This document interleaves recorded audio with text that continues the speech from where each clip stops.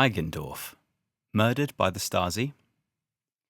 Lutz Eigendorf was last seen on the 5th of March 1983, drinking at his local bar, the Cockpit.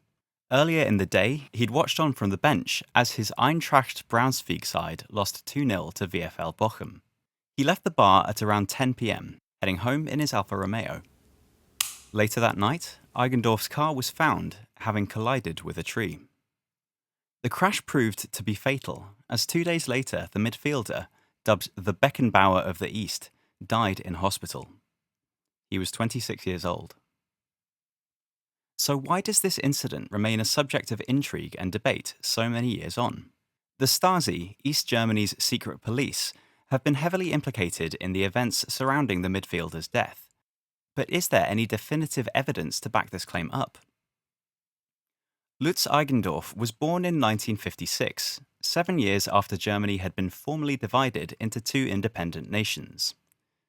At youth level, he would play for his hometown club, BSG Motorsud Brandenburg, before later joining the academy at BFC Dynamo Berlin. BFC were established by the state to give the GDR's capital a side that would rival those in the West. They had their roots in the Berlin Sports Club Dynamo, a multi-sports organisation for employees of the People's Police and the Stasi.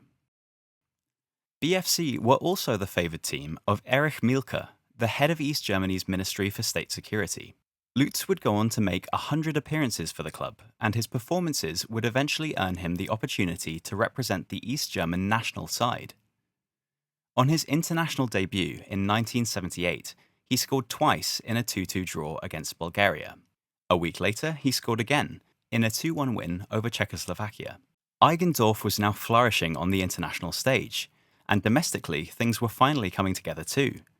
Dynamo Berlin were top of the league, and close to securing their first ever Oberliga title. A 10-0 win over Sachsenring Zwickau saw them go to 7 points ahead of nearest rivals Dresden, with 9 games remaining. After this victory against Zwickau, BFC had arranged a friendly game against Kaiserslautern on the 20th of March 1979.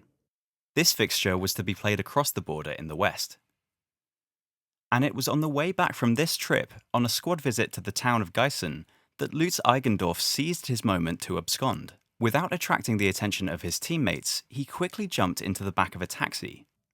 He told the driver to head back to Kaiserslautern. In doing so, Lutz Eigendorf had fled to the west, and therefore claimed political asylum. He left his wife Gabrielle and daughter behind in the east. The defection of such a high-profile figure was a source of embarrassment for East German officials, and even more so for Erich Mielke, as both the head of the Stasi and president of the Dynamo Sports Club. What's more, Lutz Eigendorf would publicly criticize his former home country in the media. He also spoke of his fears about potential repercussions. As it happens, those concerns were far from misplaced. Stasi records have since revealed that around 50 agents in the West were assigned to monitor and report back on Eigendorf. As for his wife Gabrielle, who remained in the GDR, she would come to fall for and marry a Romeo planted by the Stasi. A Romeo was an agent who would befriend a target, romantically, in order to obtain information or surveillance. So how did the Beckenbauer of the East fare in the West?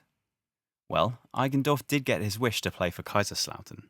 But this wasn't immediate. He was given a year-long ban by UEFA for defecting, and so had to spend his time coaching the club's youth side.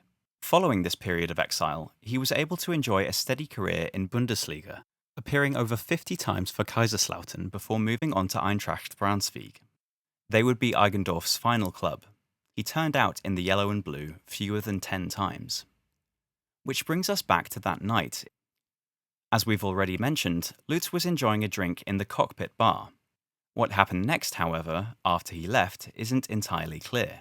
What we're sure of is that Eigendorf's car was discovered soon afterwards. Inevitably, it didn't take long for rumours of Stasi involvement to circulate. A popular theory, laid out by journalist Herbert Schwann, involves an elaborate East German plot. According to Schwann, Eigendorf was kidnapped shortly after leaving the bar, and coerced into drinking a cocktail of alcohol and poison before being allowed to flee in his car. What may have added weight to this story is that initial readings measured Eigendorf's blood alcohol content at 0.22%, This was well above the drink-drive limit, yet eyewitnesses at the bar stated Eigendorf had only drank a few small beers. Allegedly, after Eigendorf had driven away, the second phase of the plan was put into motion. Agents were on hand in a truck to dazzle Eigendorf with headlights, causing the political refugee to swerve off the road. This theory gathered traction after the words "Verblitzen Eigendorf" were found on Lutz's Stasi file. Verblitzen refers to the Stasi practice of blinding a driver in the dark with the use of a very bright light. Schwann's version seemed to be the prevailing theory, but it's far from the only one. It's also been suggested that agents may have tampered with the brakes of Eigendorf's car, or even that shots were fired at the windscreen. There is, however, a lack of conclusive evidence to support or completely rule out these theories. No forensic investigation at the crash scene took place, and a complete autopsy wasn't performed. Another interesting side note is that in 2010, a former Stasi agent named Karl-Heinz Feldner testified that he'd received a contract to murder Eigendorf. He told the court, however, that he never carried out the act. The speculation continues as to whether this incident was a political assassination or simply a tragic accident. All we're sure of is that a talented player lost their life.